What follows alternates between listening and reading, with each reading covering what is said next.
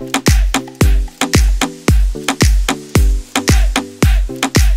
por supuesto, pues iniciar la presentación diciéndoles que Carlos pues, es filósofo práctico, es practicante ágil y al mismo tiempo es artista. Él trabaja como facilitador en temas de agilidad, innovación, liderazgo, habilidades blandas, filosofía práctica y clown. Es cofundador de la Tribu Ágil, director de El Profe Charlie y cofundador de Mondo Consultores. Y se dedica a la investigación filosófica y promueve el valor de la filosofía como el de las humanidades para el desarrollo personal y organizacional. Habiendo ya presentado a Carlos, a Charlie en este momento, pues ahí sí le daría la palabra para que comience con su ponencia.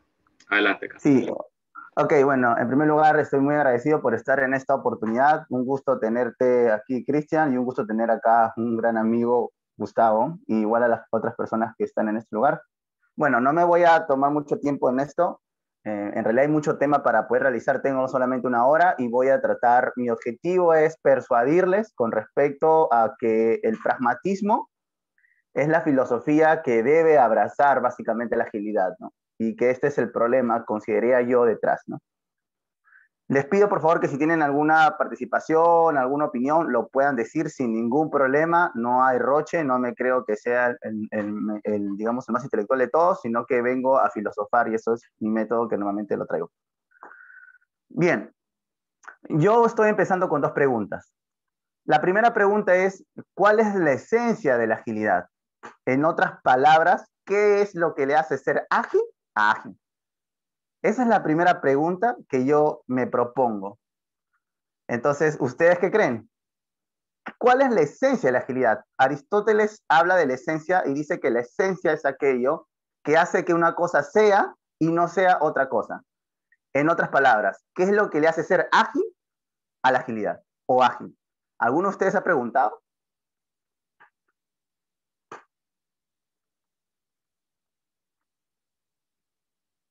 A ver, ¿qué pueden escribir en el chat? Pueden prender su micrófono sin ningún problema, pero hay que agilizarlo lo más rápido posible para poder mostrar toda mi lógica argumentativa.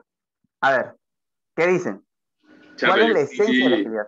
por Dale. ahí he escuchado muchísimo que dicen un mal concepto, que dicen que agilidad es ir rápido. Es lo primero que se piensa. Ya. Y ir más rápido, ¿no? Pero nuevamente recuerden que es algo importante aquí que quiero mencionar. Cuando hablamos de la esencia, parto de la categoría aristotélica que es aquello que hace que una cosa sea y no sea otra. En otras palabras, si eso que tú estás pensando, que le hace ser ágil a la agilidad, lo comparte otra cosa, entonces no sería la esencia. Porque la esencia sería aquello que lo hace ser tal cosa, no otra cosa. Es lo que le hace ser eso mismo. Es lo que le hace ser único. Por lo tanto, si habláramos de rapidez, imagino que hay otras cosas que son rápidas, entonces no podría ser la rapidez. Por eso pregunto, ¿qué es la esencia de la agilidad? Yo lo propuse como un mal concepto que se escucha muchísimo.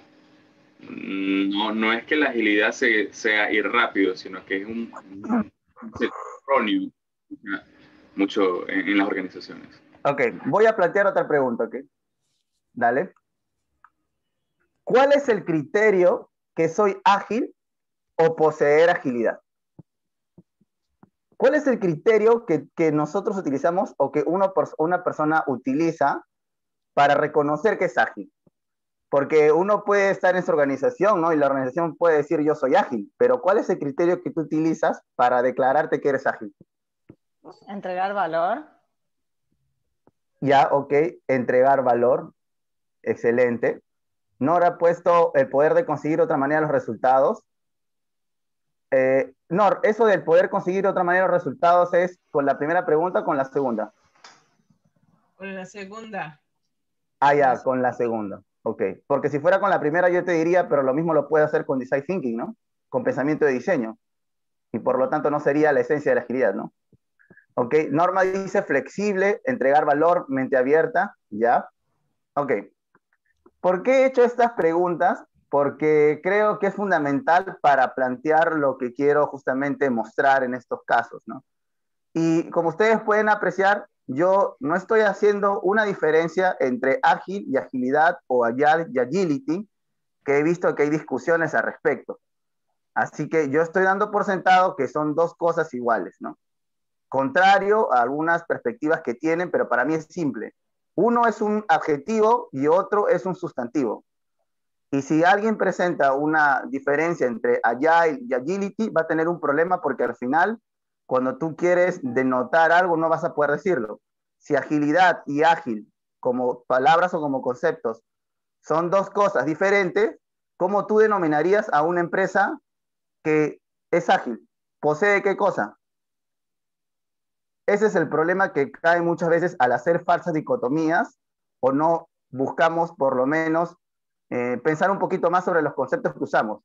La gente que hace diferencia entre ágil y agilidad no sabe al momento de decirlas diferentes o no sabe cómo decir. A una empresa, si tú dices que, por ejemplo, ágil y agilidad son cosas diferentes, cuando tú hablas de una empresa ágil, tú vas a terminar por consecuencia de decir que tiene agilidad. Pero si es diferente ágil y agilidad, entonces ¿por qué dirías lo mismo? ¿No? Entonces ahí hay un grave problema que estoy tratando de resolver de por sí desde ya, ¿no? Así que para mí no hay diferencia entre agile y agility. Ahora, si agility es business agility, eso es otra cosa diferente, ¿no? Pero entre dos conceptos como agility y agile, uno es un adjetivo, agile, y agility es un sustantivo. Listo, suficiente para mí. Ok, ahora en este caso les voy a contar una historia fantástica para poder seguir mostrando mi argumentación. Vamos a imaginarnos que vivimos en una vía de animales ágiles, ¿ok? Vamos a imaginarnos esto, ¿ya? En esta vía de animales ágiles hay un gato, hay un perro, hay un ciervo y hay una cebra. Pero también dentro de esta vía de animales ágiles, también hay una tortuga, ¿ok? Dentro de esta vía de animales ágiles, estos animales están, digamos, peleándose, ¿no? Están discutiendo sobre quién de ellos es el animal más ágil, ¿no? El gato dice, yo soy más ágil, el perro dice, no, yo soy más ágil, ¿no? El ciervo, digamos, la cebra dice, ¿no? Yo soy más ágil, ¿no? Entonces, bueno, la tortuga también dice que ella es más ágil, ¿no? Entonces, para poder resolver este problema, deciden ellos hacer una carrera, ¿no? Deciden hacer una carrera, y en esa carrera la persona, digamos, el animal que llegue más rápido a la meta será el quien gane la carrera de quién sería el animal más ágil. Por supuesto, esta carrera tiene obstáculos, ¿no? Para poder demostrar cuánta agilidad tiene cada uno de estos animales, ¿no? Sin embargo, a una semana de poder realizarse esta carrera, llega una noticia de que hay, al parecer, un depredador común, que es un león, que estaría cerca de la vía de animales ágiles, ¿no? Así que lo que hace el gato, lo que hace el perro, lo que hace el ciervo y lo que hace la cebra es decir, no, yo soy ágil, si viene el león, yo voy a correr muy rápido y me voy a escapar del león, ¿no? En cambio, lo que hace la tortuga dice, bueno, como yo soy muy lento, por lo tanto no voy a esperar a que llegue el león y me ponga a correr porque yo no voy a poder hacerlo, ¿no? Así que ni bien escuchó esto, sabiendo que tal cosa iba a ocurrir, decidió caminar lo más rápido que puede, se fue hacia el río, llegó al río y una vez que llega el león, lo que hace la tortuga es simplemente encogerse y confundirse con otras piedras, ¿no? Pero cuando llega el león, empiezan a espantarse el gato, el perro, el ciervo y la cebra, corren todo lo que puedan y el león empieza a comerse al gato, se empieza a comer al perro, se empieza a comer al ciervo y se empieza a comer a la cebra. Y no lo pudo hacer, por supuesto, con la tortuga. Y aquí surge mi pregunta, ¿no? ¿Quién fue el animal más ágil y por qué? La tortuga, obviamente. ¿Por qué? Porque supo responder a la adversidad con astucia y seguramente llegó a destino. ¿Y entonces qué es la agilidad? La agilidad es Todo el un contexto. mindset para que cumple con los 4 valores para entregar valor o alcanzar el resultado que se espera. Ok, pongo esta pequeña historia que inventé porque el problema es de lo que podemos confundir como agilidad, ¿no? Muchas empresas, muchas organizaciones pueden estar como el gato, como el perro, como el ciervo y como la cebra, ¿no? Creyendo que son ágiles. Y más bien pueden digamos, digamos, achacar a la tortuga, ¿no? Diciendo, no, tú eres lenta, no, tú no haces esto, etcétera. Pero al final, por eso yo les preguntaba, ¿cuál es el criterio para determinar que tú eres ágil o no?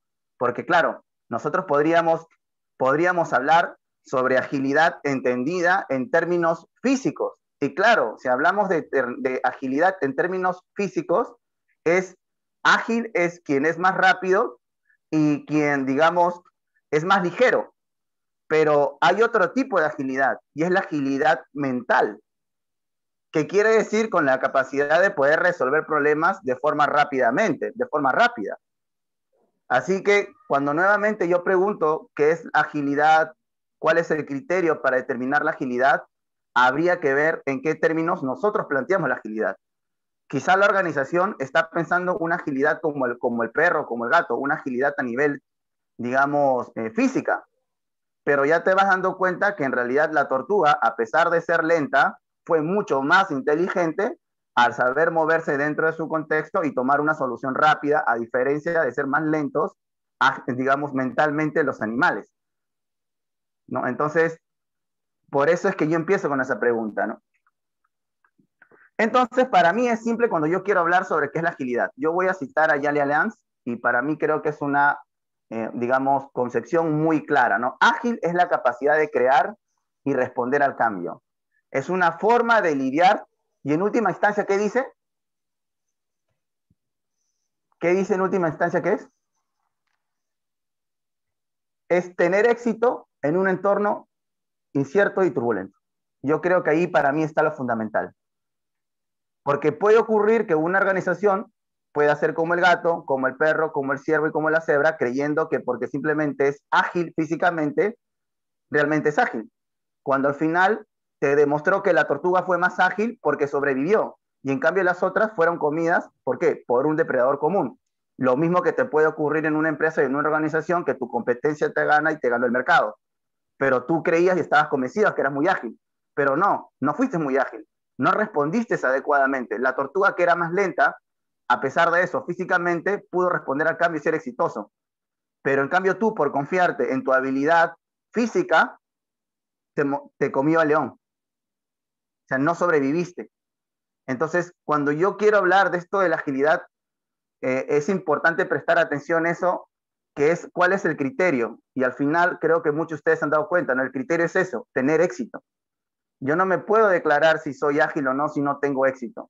No sé qué clase de agilidad sería aquella que se declare ser, digamos, ágil solamente porque usa un marco de trabajo, porque usa una metodología, porque usa una práctica, pero fracasa, ¿no? Entonces, por eso yo hacía la primera y la segunda pregunta. La primera pregunta se responde aquí. Es la capacidad de crear y responder al cambio, es una forma de lidiar. ¿Y cuál sería el criterio? ¿Cuál sería el criterio? Tener éxito en un entorno incierto y turbulento. Esto para mí sería la agilidad. Bien, ahora nos sigue diciendo Yale Allianz que ágil es una mentalidad que está inspirada por valores contenidos en el manifiesto ágil y en los 12 principios. ¿Ok? Voy a dejarlo simplemente aquí porque quiero seguir con mi argumentación. Y cuando hablamos de mentalidad, aquí viene la pregunta, ¿no? ¿Qué es una mentalidad?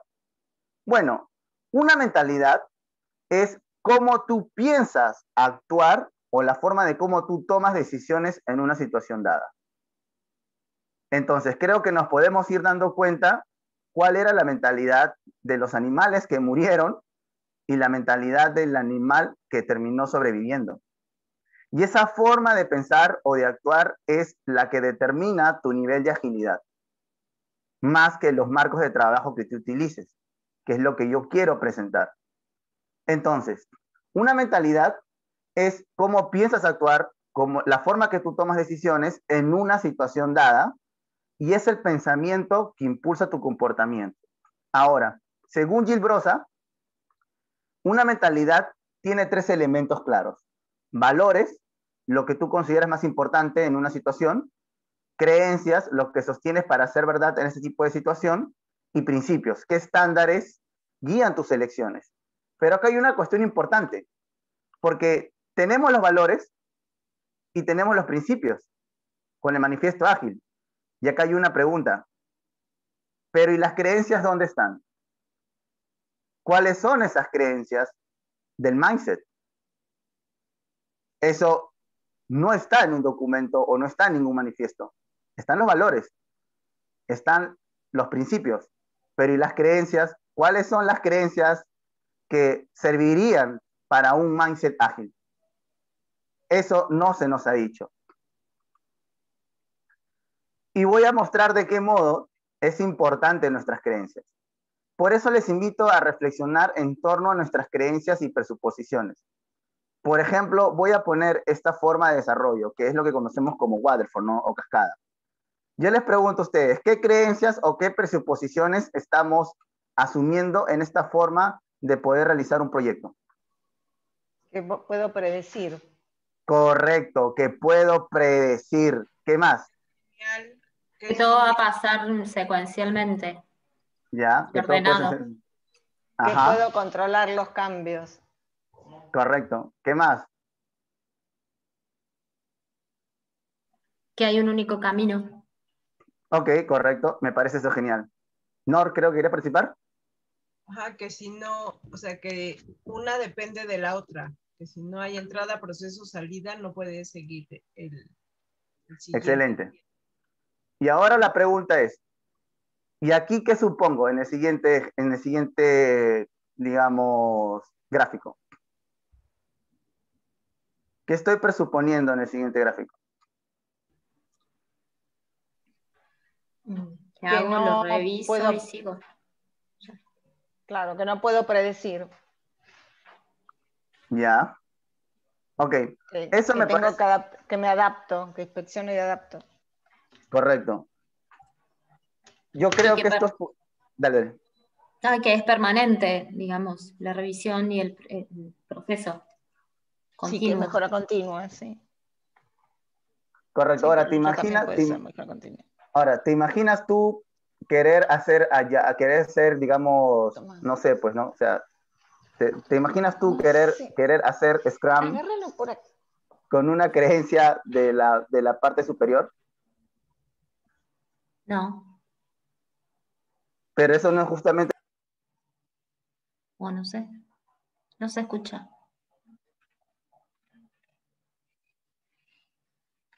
Carlos, estás muteado. Carlos, estás muteado, sí.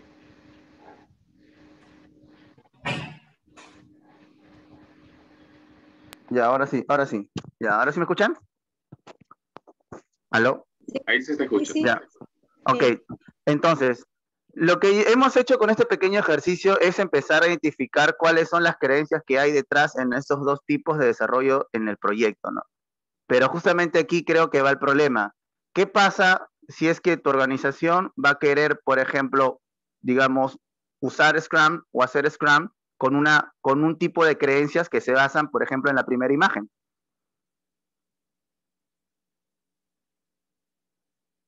¿Qué va a ocurrir? ¿Acaso esto no es lo que le llaman Scrum en cascada al final? ¿No es lo que le llaman Scrum Fall al final? Justamente, a ver, vamos a ver, ¿qué dice el chat? Lo van a sufrir, como dice Nor. Claro, justamente por eso eso es lo que yo quiero prestar atención, ¿no? Detrás de estos modos de hacer las cosas hay creencias y el problema está en que no se ha prestado mucha atención, creo yo, en esas creencias o presuposiciones que están detrás.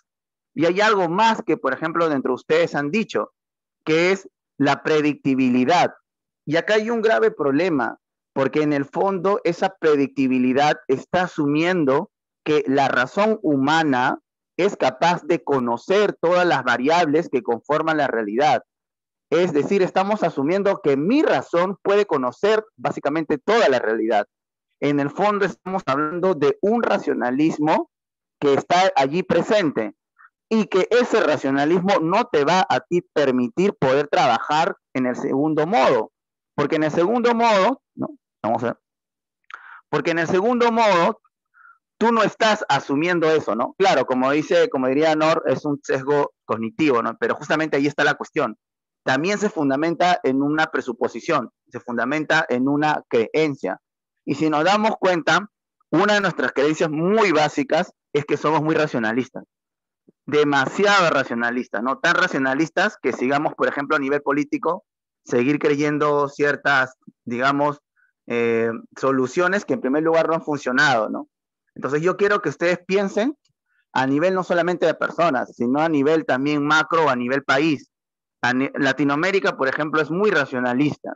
Entonces, cuando tú quieres, por ejemplo, practicar esto de la agilidad, lo que también considero yo es importante prestar atención a las creencias que están por debajo o que presuponen cosas. Y si no las cambiamos, en primer lugar, no va a funcionar totalmente, ¿no? Como dicen, van a sufrir, ¿no?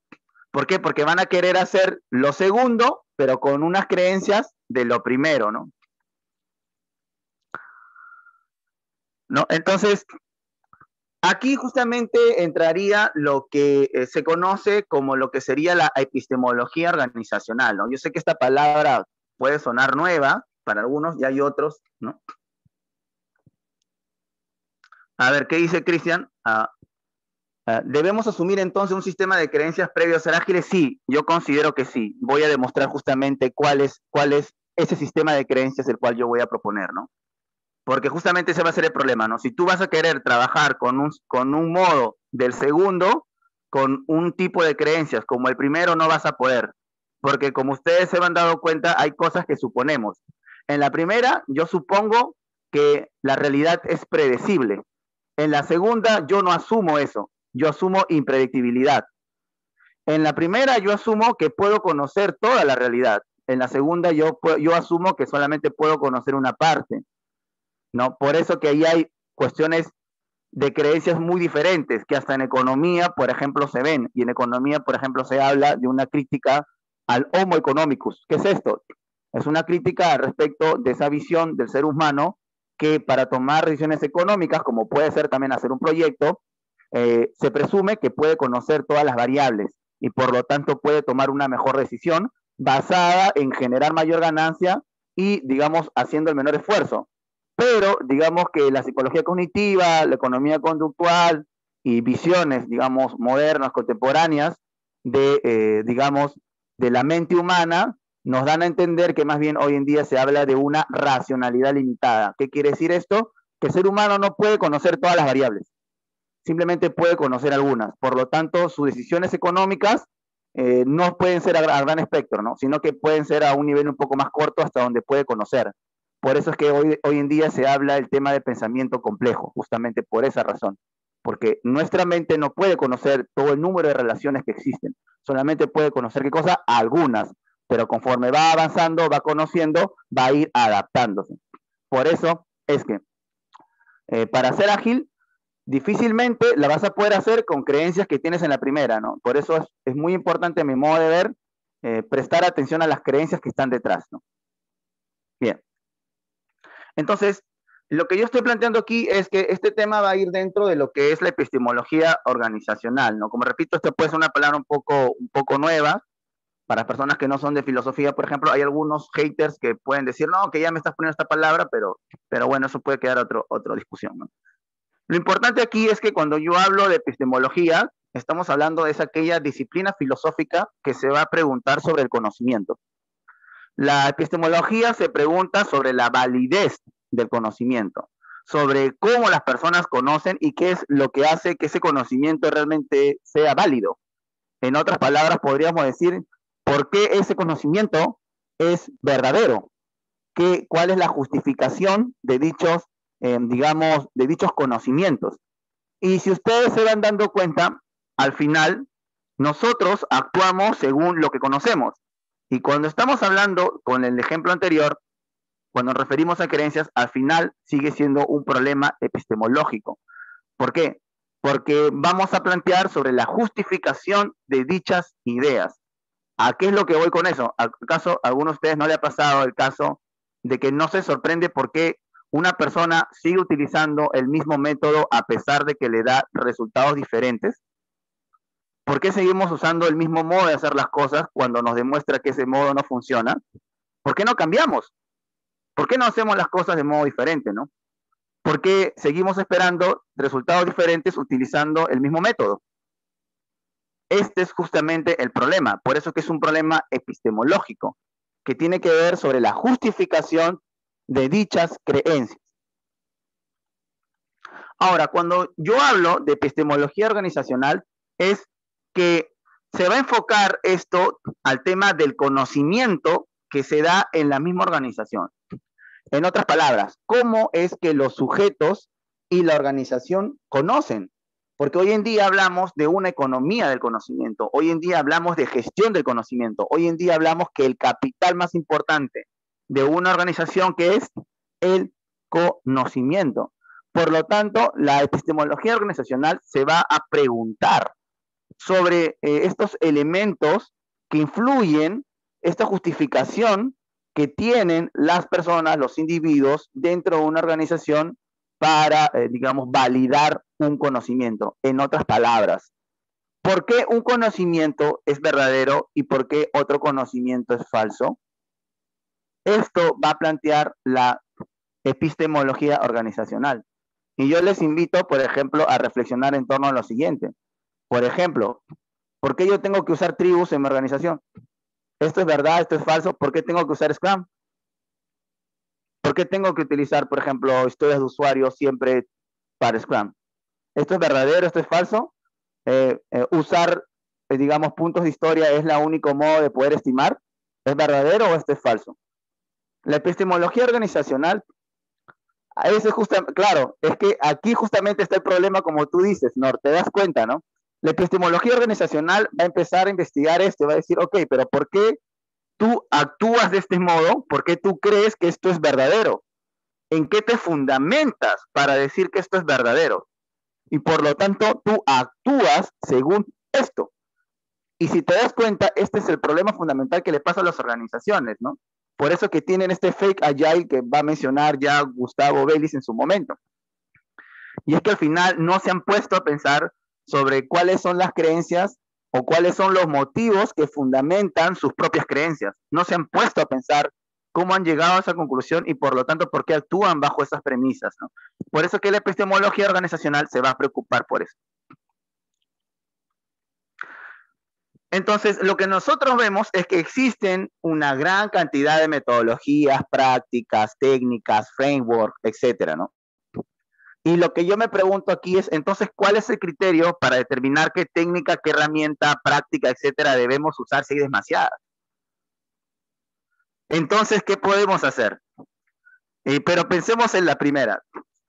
¿Cuál es el criterio que yo utilizo o tu organización utiliza o las personas utilizan para determinar que esta herramienta o este framework es la mejor o es la más apta o es verdadera o es falsa, ¿no?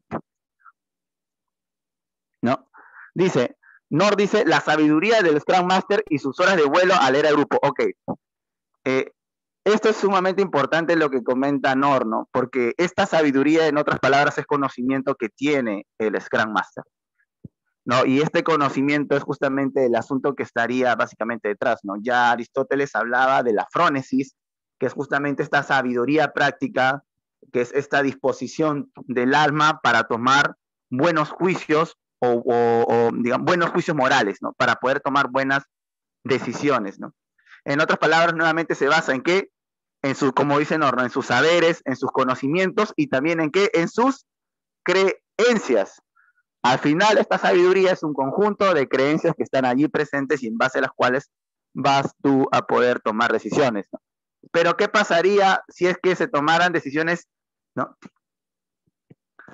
Julie dice, a ver, pero antes de eso la empresa debe decidir incorporar la gestión agile. Ok, sí, pero justamente ahí nuevamente viene la pregunta, ¿no? ¿Cómo, en qué te vas a basar para decidir si incorporas o no? Nuevamente vuelve a esa misma pregunta, ¿no? ¿En qué te basas? O sea, ¿cuál es tu criterio para decidir qué realmente debes incorporar en la gestión agile?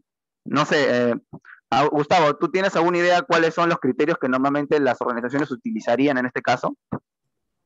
Hay el que, podemos definir dos organizaciones, la que piensa y la que no piensa. Ya, ok, dale, me encanta. La que piensa, usas en base a su necesidad, ¿no? En base a un dolor. Tiene que tener un dolor. La que no piensa, pues simplemente copia lo que el otro está haciendo y que más o menos vende lo mismo, ¿no? Es como que un banco ve que su competencia está haciendo Agile, entonces, como él es líder, yo también debo hacer Agile, ¿no? Algo así, ¿no? O una caja, ¿no? En el caso acá en Perú al menos hay cajas rurales o que financian, dicen, ah, mira, los grandes hacen esto, yo también lo copio, ¿no? Porque debe ser bueno. Que es un sesgo, en realidad, ¿no?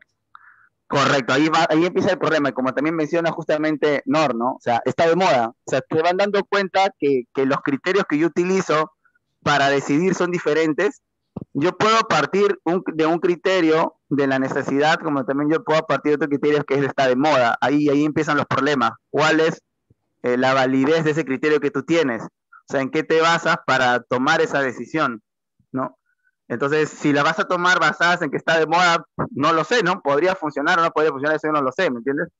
Pero lo que yo presto atención aquí es que nosotros normalmente tomamos decisiones en base al conocimiento que tenemos, tomamos decisiones en base a criterios y en base a creencias.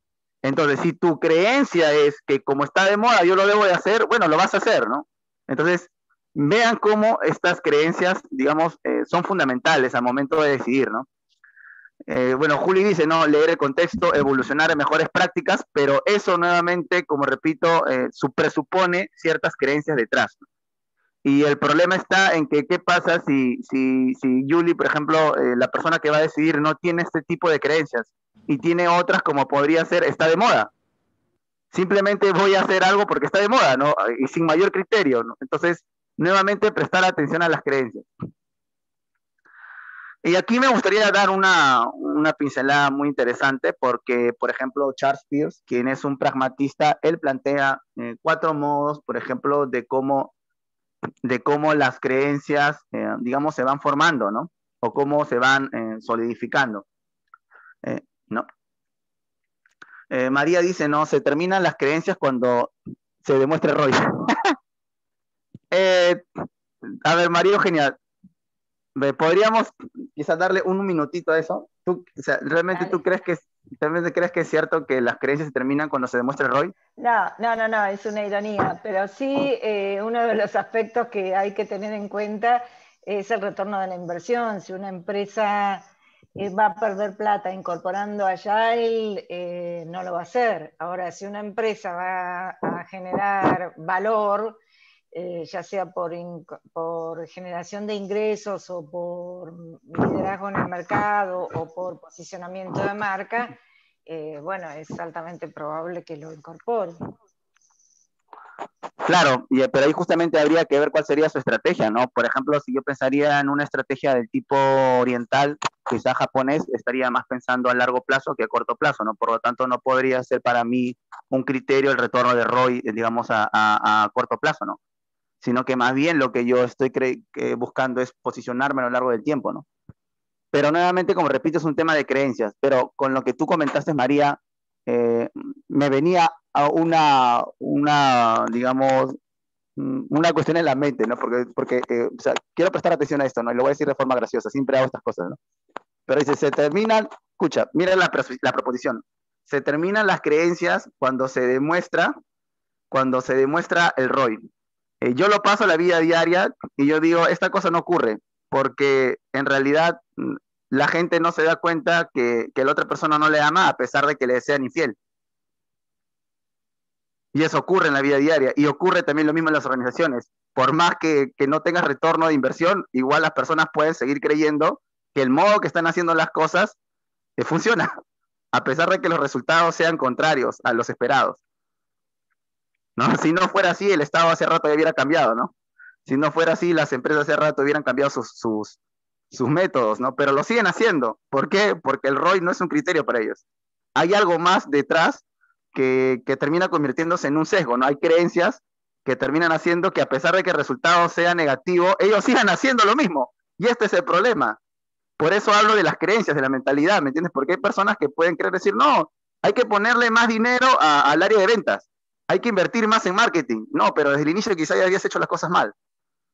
Entonces, eso es el problema de las creencias y cómo afectan a pesar de los resultados. Por eso, si tu organización le prestaría atención al ROI, bueno, tendría que ser diferente, ¿no? Tendría que tener otro tipo de creencias.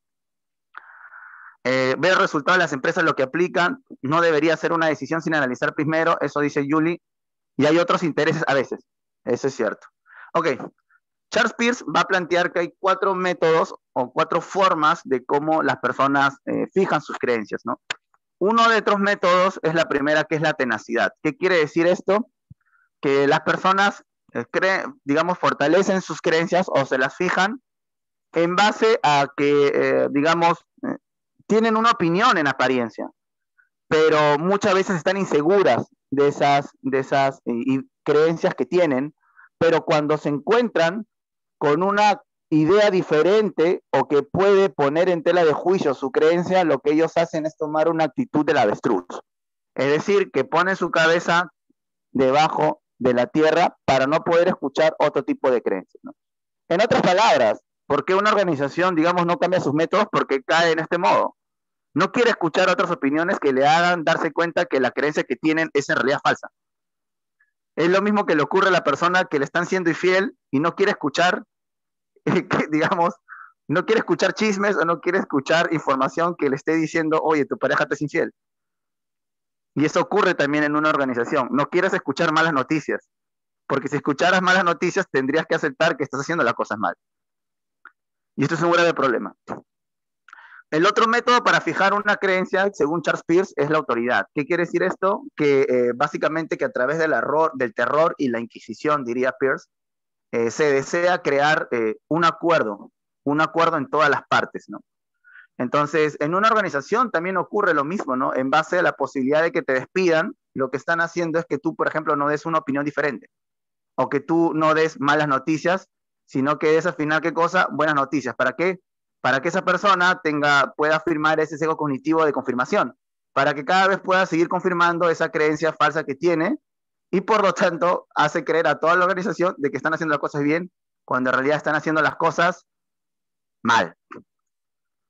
Y se fijan así las creencias. Por eso, no me traigas problemas, tráeme soluciones, ¿no? Otro método que va a decir Peirce es el método a priori, que quiere decir que nosotros las personas fijamos nuestras creencias basadas en presuposiciones fundamentales, ¿no? En peticiones básicamente de principios, es decir, que desde el inicio ya algo es verdadero o algo es falso. Esto es muy, muy racionalista, definitivamente, ¿no? Pero acá hay un grave problema, ¿no? Que cuando hablamos de un método a priori es que hay muchas opiniones al respecto, ¿no? Y esto es un grave problema porque nosotros podemos caer en este racionalismo, ¿no? Como por ejemplo creer nuevamente que Scrum es el mejor marco de trabajo. Pero ¿de dónde tú lo sacaste? Eso es una petición de principio, ¿me entiendes? O sea, si realmente nosotros vamos a hablar de que somos muy empíricos, pues tú en primer lugar quizá o la persona no lo aplicó, ¿no? Simplemente estás viendo un caso anterior, pero o sea, no sabes si va a aplicarte para ti, ¿no? Entonces, a veces podemos usar mucho este método a priori y eso puede ser muy peligroso, ¿no? Lo que te dice Peirce es que el mejor modo de poder fijar una creencia es utilizar el método científico. Y aquí creo que va el tema de la agilidad, ¿no? Porque si te vas dando cuenta, esta agilidad de la cual nosotros hablamos es aplicar el método científico a un desarrollo, básicamente, de software. Al final es esa idea. Lo mismo que ocurre para, digamos, Lean Startup, para Design Thinking y todo ese tipo de métodos que existen actualmente, ¿no? Donde es un tema de formular hipótesis, ¿no? Crear experimentos, ensayos, probar y realmente mostrar resultados. Entonces, lo que te dice Charles Peirce es que el mejor método para poder fijar una creencia es utilizar un método científico. Es decir, que no se queda como un saber acabado, sino que se fundamenta en la investigación. Nuevamente, aquí haría un paréntesis. Si en tu organización realmente quieres ser ágil o quiere tener esta mentalidad ágil, no creo que la vas a poder hacer con un método basado en el primero, en el segundo y en el tercero, sino que vas a tener que formar una mentalidad basada en un método del cuarto, en un método científico. En otras palabras, ¿por qué yo uso historias de usuario? Porque las he probado y me han funcionado. Y cuando me dejen de funcionar, las cambiaré. No es porque está de moda o porque lo dice el libro, sino porque yo las compruebo. ¿Por qué estimo de este modo? Porque me funciona. Cuando no me funcione, las cambiaré y estoy seguro que pueden haber otros métodos. Entonces, nuestra creencia debería estar fijada por un método científico y no por las primeras, la segunda y la tercera. Lo que yo estoy creyendo es que muchas veces estamos cayendo en la primera, en la segunda y en la tercera, ¿no? Pero bueno, me puede decir, Charlie, pero ¿cómo es esto de la segunda? Si la segunda habla del terror. En realidad, si se dan dando cuenta, eso existe muchísimo. No sé si se recuerdan hace alguna década por allí, no sé quién de los que eran, digamos, PMI lovers, hablaban mal de PMI basados en el tema de la agilidad. Ahora lo que yo veo es que hay mucha gente que desprecia a PMI y antes eran PMI lovers, pero yo lo que veo es que desprecian mucho PMI o acusan a los de PMI porque hoy en día está de moda la agilidad, pero cuando no estaba de moda la agilidad nadie decía nada ni nadie se le ocurría cuestionar, ¿no? Entonces, y póngase a pensar en los círculos de agilidad. ¿Qué pasa si una persona se declara que hace con waterfall? O sea, sería mal visto, ¿no? ¿No? Entonces, déjense cuenta que las creencias siguen utilizándose del primer modo, del segundo modo, del tercer modo, ¿no? Y eso es peligroso en la organización donde tú te puedas encontrar.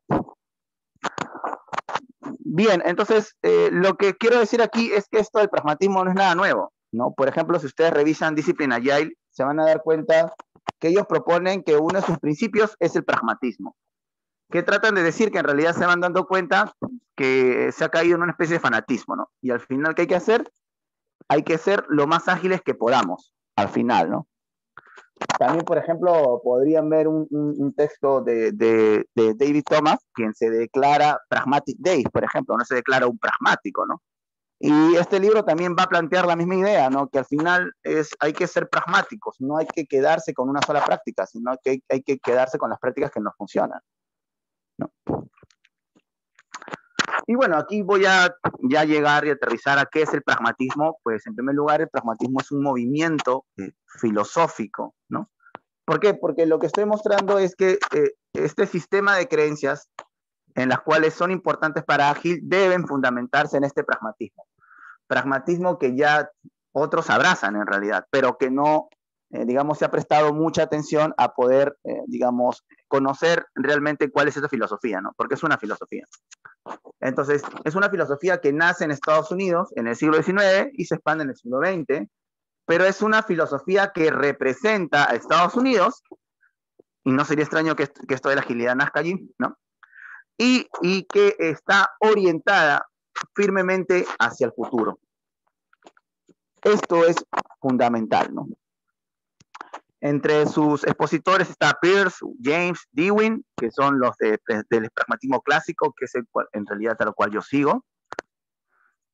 ¿Y cuáles son estos principios del pragmatismo que quisiera que prestaran atención de por qué el pragmatismo es la filosofía que está detrás de Agile? Uno, porque la experiencia es apertura hacia el futuro, es previsión y es regla de acción. Por lo tanto, teoría y práctica son una unidad. ¿Por qué trato de decir que la filosofía detrás de Agile es el pragmatismo? Porque justamente cuando tú vas a tomar decisiones, al momento de poder trabajar de forma ágil, te vas a basar en tu experiencia. Pero es esta experiencia, este conocimiento que tú posees, que te sirve para tomar decisiones hacia el futuro, ¿no? Por lo menos no hacia un futuro tan largo, ¿no? Sino un futuro por lo menos que puedas conocerlo, ¿no? Pero también es previsión, porque recuerda que por esa razón tú estás haciendo sprints cortos, ¿no? Y también porque basada en esa experiencia es que tú vas a actuar, ¿no? Por eso recuerden lo que está comentando justamente la guía, digamos, de Scrum, ¿no? La guía de Scrum habla que se basa en un principio claro, ¿no? Que es, digamos, el control empírico de procesos, que, bueno, se puede entender en parte, ¿no? Pero también nos vamos dando cuenta que va a poner otra palabra que se llama empirismo, y es que la misma guía te dice que te tienes que basar en lo que conoces. En otras palabras, te tienes que basar en ¿qué? En tu experiencia. Pero esta experiencia no se basa en una experiencia pasada, porque este es el problema de la experiencia. La experiencia es particular y no necesaria, ¿no? Y en este caso, no podrías tú, basado en esta concepción de experiencia, no podrías tú tomar decisiones basadas en el futuro. Porque para saber, porque por ejemplo, basado en este empirismo, tú no podrías decir que mañana sale el sol. Para que sepas que mañana sale el sol, tiene que estar mañana, ¿no? Pero el pragmatismo te dice que la experiencia en realidad es producto de la interacción entre la realidad y el ser humano, ¿no? Al final es la forma de cómo, digamos, a partir de la interacción entre realidad y mente, el ser humano va captando, digamos, los patrones de la realidad, va captando a la realidad, y con esto que capta de la realidad construye modelos, construye teorías, construye conocimiento para poder utilizarlo en la misma realidad en la cual se encuentra, ¿no? Y por lo tanto, basado en este conocimiento y en esta experiencia, le permite tomar decisiones en el futuro, ¿no? Por eso que este pragmatismo está, como ustedes podrían ver, detrás de esto que es la agilidad, ¿no? ¿Qué más? Se nos dice que las verdades se identifican con su capacidad operativa, con su utilidad para el mejoramiento de la condición vital. ¿Qué nos quiere decir esto? Que en realidad las ideas son verdaderas o son falsas si yo puedo hacer algo con ellas. Si son útiles estas ideas, ¿no? Si estas ideas no son útiles y no las puedo realizar, entonces simplemente no serían verdaderas para el pragmatismo. Si una organización puede ser pragmática, su agilidad será mucho mayor, porque las ideas que tenga las tendrá que probar bajo el criterio de la utilidad o bajo el criterio de la capacidad operativa. Van a poder tomar el criterio de que lo que les funciona, lo que les sirve, lo que pueden usar sería lo verdadero o lo falso en este caso, ¿no? Se nos dice que también que la legitimidad de las ideas no se deriva del lugar donde vienen, sino de lo que podemos llegar a hacer con ellas. Y por lo tanto, sopesar las consecuencias y no deduciendo qué hacer a partir de algo precedente. En otras palabras, aquí no importa si lo dice Jeff Bezos, lo dice Jess Sutherland, lo dice Ken Shaver o lo dice gerente. Aquí lo que importa es si esa idea que tú dices realmente la puedo llevar a cabo o no. Si realmente me va a dar los resultados o no que estamos creyendo que vamos a obtener. Y esto es una cuestión sumamente importante, porque tu organización puede ser que no tenga la agilidad que requiere, porque simplemente se está basando en que las ideas son legítimas solo porque lo dice el Scrum Master, porque es el Scrum Master, o solo porque lo dice el Agile Coach, porque supuestamente es el Agile Coach y debería saberlo. Pero si tú tienes una organización que ha abrazado el pragmatismo, tú podrías prestarle atención a una idea que puede decir la persona que abre la puerta, siempre en cuando esa idea que está planteando esta persona que abre la puerta puede realizarse o puede hacerse algo con esta idea. Esto podría sonar un poco raro, ¿no? Pero en realidad ya es un caso que se ocurrió. Por ejemplo, el tema de los chitos picantes. Si nos damos cuenta, los chitos picantes existen justamente porque una persona de limpieza se creyó que podría formar, que tenía que ver la organización como si fuera dueño de ella. Cuando se dio cuenta de esta idea, agarró, fue y se puso en comunicación con el CEO de Chitos y le dijo, oye, tengo una idea, la he probado y creo que podría funcionar.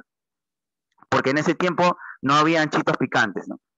Cuando escucharon la idea de esta persona que limpiaba los pisos, decidieron llevarla a cabo y fue un éxito, ¿no?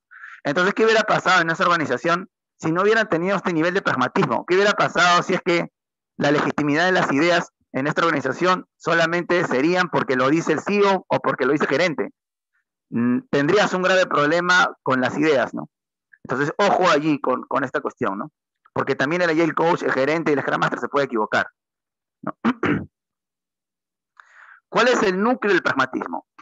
Bueno, el núcleo del pragmatismo es, digamos, que quiere subordinar el pensamiento a la acción. Con esta subordinación no quiero decir que es solamente puro practicismo, sino que quiere plantear que nosotros actuamos según pensamos y que las ideas que tenemos, pues, influyen en la forma de hacer las cosas. Por lo tanto, si nuestras ideas pueden estar erradas, vamos a tener resultados errados o vamos a actuar de forma errada. Así que lo que quiere hacer el pragmatismo es desentrañar, dice, el funcionamiento de la realidad. Es decir, nuevamente, en el pragmatismo estamos hablando de que la capacidad de la mente humana puede conocer cómo funciona la realidad y crea, digamos, estructuras mentales para poder actuar en ella, ¿no? En otras palabras, las técnicas, las herramientas, las prácticas, los marcos de trabajo simplemente siguen siendo modos de cómo yo puedo interactuar en la realidad. Pero estos modos no están acabados, sino que siempre pueden mejorarse constantemente, ¿no? Acá hay una pregunta pragmática que plantea justamente, digamos, William James, y me gustaría que ustedes prestaran atención a lo siguiente y dice esto, ¿no? Admitida como cierta una idea o una creencia, ¿qué diferencia concreta deduciría de ello para la vida real de un individuo? ¿Cómo se realizará la verdad?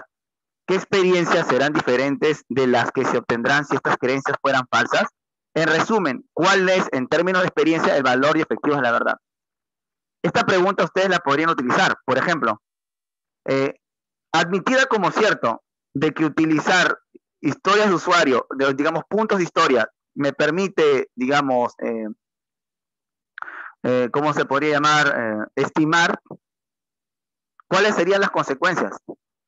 Asumías que la idea de que estimar en horas fuera cierta, ¿cuáles serían las consecuencias? La pregunta pragmática parte de que aquella idea o aquella creencia que tú tengas, preguntes cuáles serían sus consecuencias prácticas. Y si tuvieras otra idea, ¿cuáles serían sus consecuencias prácticas? ¿Serían el resultado que tendrías de estas, serían lo mismo? ¿Serían diferentes? ¿Habría una diferencia en que tú uses Scrum y no utilices Scrum, en que uses XP, no sé, no utilices XP, en que utilices historia de usuario, en que tú no utilices historia de usuario? ¿Cuáles serían las diferencias? Esto es lo que te permite hacer la pregunta pragmática y por lo tanto te permite cambiar rápidamente. Porque ya no estás dando por sentado que esa creencia es verdadera de por sí, sino que es verdadera por las consecuencias que tendría esta creencia a poder llevarla a cabo, ¿no? Entonces, cuando hablamos de creencias verdaderas, según William James, te va a tratar de dar a entender lo siguiente, ¿no? Una idea es verdadera porque me lleva al lugar que yo quiero llegar. Te lo diría William James, ¿no? Entonces, ¿cómo yo puedo saber si es que Scrum me es útil o no? Si debo usar tribus, no debo usar tribus. Eso dependerá si te permite alcanzar el resultado esperado o no. Eso es lo que te trata de decir William James, ¿no? Esta creencia sería verdadera si es que se convierte en el camino que te lleva al resultado o al, digamos, al final que tú quieres alcanzar. No, es lo mismo como en este caso que él plantea el ejemplo de un bosque, ¿no? Estás perdido en un bosque, encuentras un camino y al aparecer en ese camino encuentras huellas, ¿no? Tú no sabes si ese camino te va a llevar al lugar donde tú quieres ir, no lo sabes, pero sí puedes intuir de que si hay un camino y que hay pisadas, es porque a algún lugar debe llegar y ese lugar debe haber personas. Entonces, ¿cuándo tú sabes que ese camino es verdadero? Cuando te llevó al lugar que tú estabas esperando y estabas buscando. Lo mismo ocurriría con cualquier práctica, técnica, herramienta, metodología, marco de trabajo, ¿no? Si esa idea que yo estoy poniendo en la práctica me lleva al lugar donde quiero llegar, entonces sería verdadera. Como no me lleva al lugar que quiero, entonces sería falsa, o en todo caso me permitiría a mí evaluar por qué no es verdadera, qué podría cambiar en esto para que realmente me llegue. Entonces, si tu organización no tiene un sistema de creencia pragmático, a pesar de los fracasos que tenga, va a seguir creyendo que la idea es correcta y lo va a seguir haciendo. Si tu organización es pragmática, se va a dar cuenta y decir, oye, no nos resultó, hay que cambiar, ¿no? Hay que hacer las cosas de otro modo, hay que mejorarlo en todo caso, ¿no? Hay que ver qué otra cosa podemos hacer. Y bueno, entonces aquí yo me quedaría porque yo sé que no hay tiempo, ¿no? No sé si acá hay alguna pregunta, algo, no sé, alguna discusión, quejas, no sé.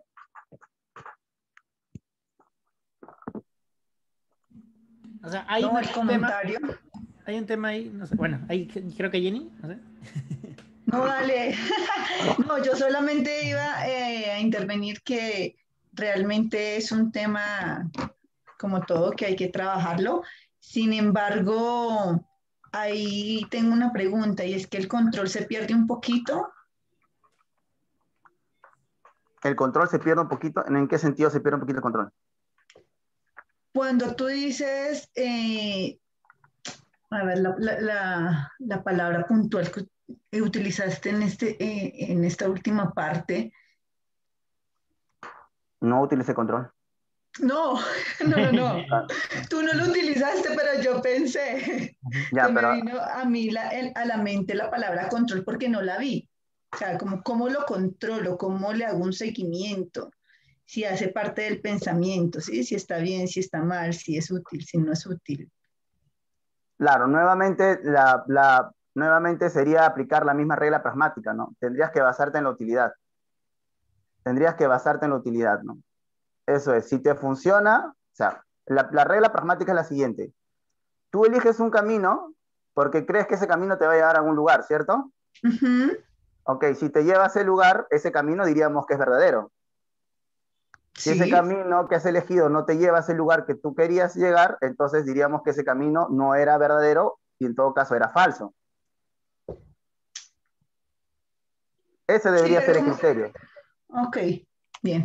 Sí, sí, ¿no? Entonces, o sea, ¿por qué digo esto? Porque ocurre que, por ejemplo, en lo que había puesto en un caso, ¿no? ¿Por qué la gente usa historia de usuario para todo? O sea, ¿de dónde nace esta idea? O sea, puede ser un requisito que no requiera hacer una historia de usuario, pero la gente lo pone como una historia de usuario.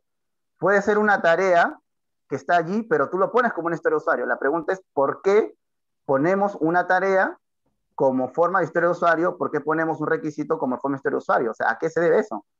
¿Por qué nos complicamos más la vida haciendo eso?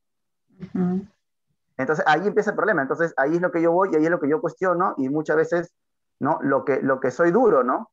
En el hecho de decir, estudiamos 5 años en la universidad para actuar como una persona que quizás nunca estudió. O sea, no tiene sentido, ¿me entiendes? O sea, entonces ahí eso hay que romper, porque las personas tendrían que ver la posibilidad de poder cuestionar y decir, ¿tengo que usar historia de usuario para todo? ujú. ¿O cuál es mi criterio para utilizar una historia de usuario? Y este es el problema. Quizás su creencia es que historias de usuario se usan en Scrum. Entonces, todo lo que está en el backlog son historias de usuario. Se acabó. Pero si fueran pragmáticos, ellos en primer lugar tendrían que utilizar nuevamente ese principio pragmático, es decir, para un requisito, ¿me funciona una historia de usuario? ¿Sí o no? No, porque me hace complicado. Ok, no hago historia de usuario por requisito. Para una tarea que está aquí en mi backlog, ¿lo tengo que poner como historia de usuario? No, no necesito, lo pongo como una tarea, se acabó. O lo pongo dentro en el Sprint Backlog, o el requisito, no sé, lo pongo como un criterio de aceptación, no lo sé. Pero a lo que yo voy es ese problema, ¿no? Cuando tú no tienes un pragmatismo, empiezas a actuar en base a creencias que quizá nadie las evaluó, nadie las cuestionó, nadie las investigó y la dieron por sentado, ¿no? Sí. Digo, Gustavo, Muchas gracias. de Gracias. nada. Ahí la lógica de experimentar o de probar algo y ver si me dio un resultado y por ende lo tomo como verdad, necesita y tiene una precondición que es un nivel de conciencia. ¿Ya? ¿Por qué? ¿Qué puede suceder? Que si no soy una empresa que tiene un nivel de conciencia adecuado para establecer este ciclo, digamos, de experimentar y me dio resultado y por ende es válido, pues me voy a ir a un extremo, ¿ya? Alguien que es capataz de una hacienda dirá, pues la esclavitud me funcionaba bien y para mí es real, me llevó al resultado que yo quería, tenía esclavos y me servían, ¿no? Al igual que una gestión que diría, mira, si yo hago trabajar a la gente horas extra, pues tengo más cosas, me producen más y me salen más baratos.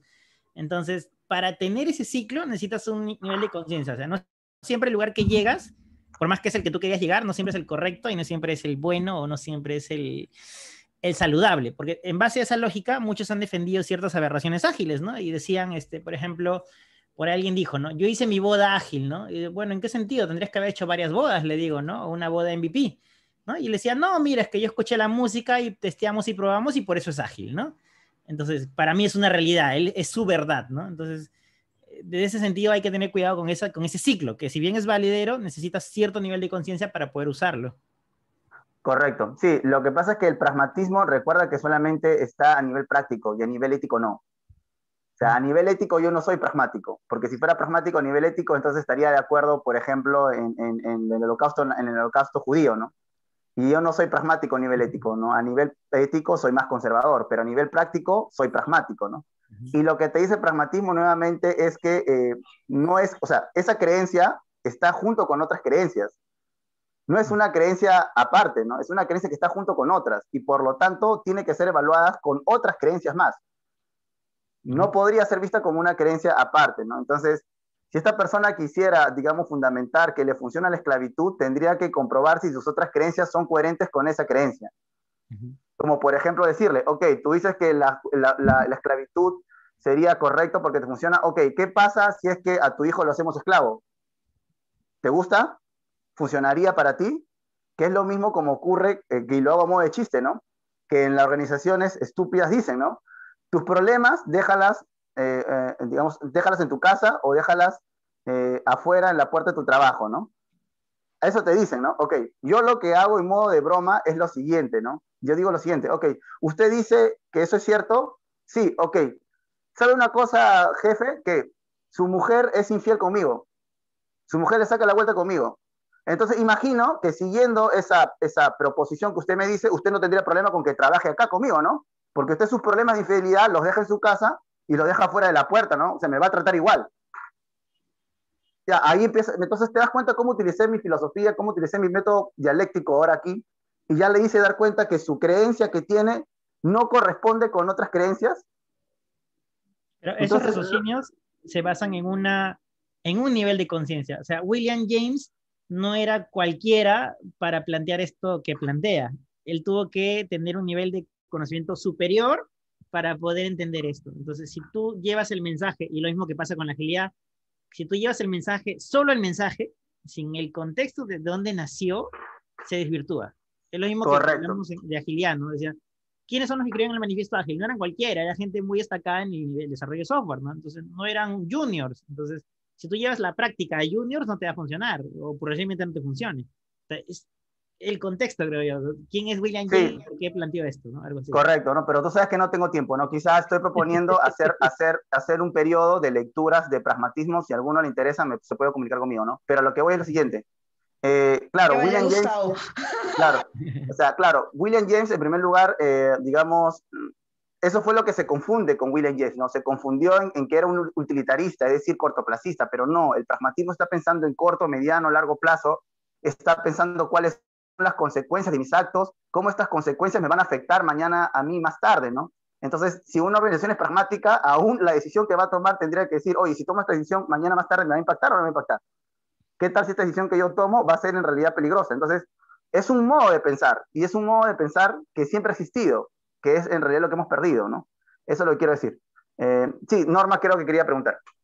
No, no quería preguntar, quería ahondar sobre justamente lo que acabas de decir, que precisamente en lo que comenta Gustavo, que pone algo pragmático, como esto de la esclavitud y tú el holocausto, perfecto, pero resulta ser que una de las cosas que por lo menos te oí y me pareció súper lógica es todo el tema de ver las consecuencias, que fue justo lo que acabas de decir. Entonces, no es solamente decir, bueno, soy pragmática y doy esta solución y ya, listo, no funcionó, ok, y las consecuencias que eso va a tener o esta decisión que vayas a tomar o, por ejemplo, eso que dices, a veces queremos matar todos los animales con el mismo spray de matachiripas, por decirlo así, queremos matar la mosca, la hormiga, todo con lo mismo, y no vemos que hay algo para cada cosa. Entonces, todo lo queremos matar con una historia de usuario,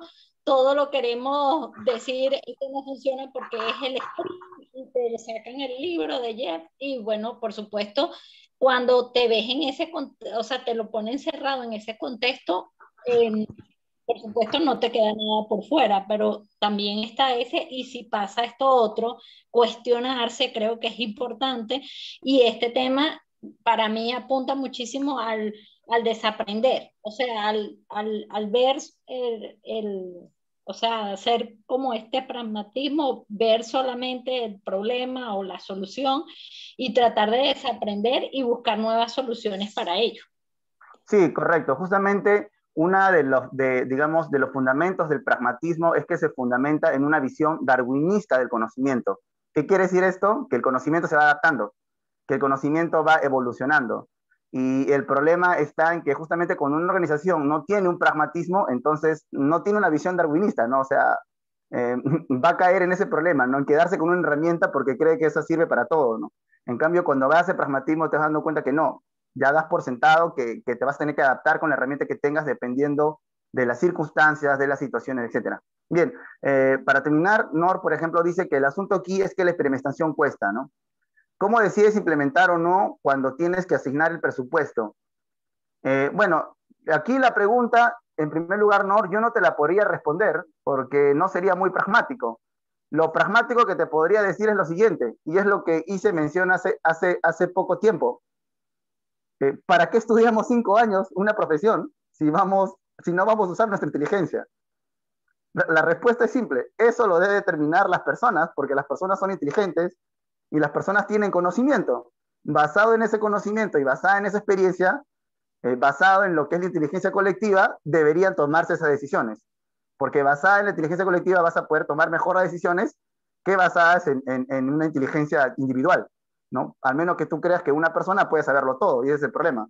En cambio, cuando tienes colectividad, tu capacidad o cantidad de ideas son mucho mayores.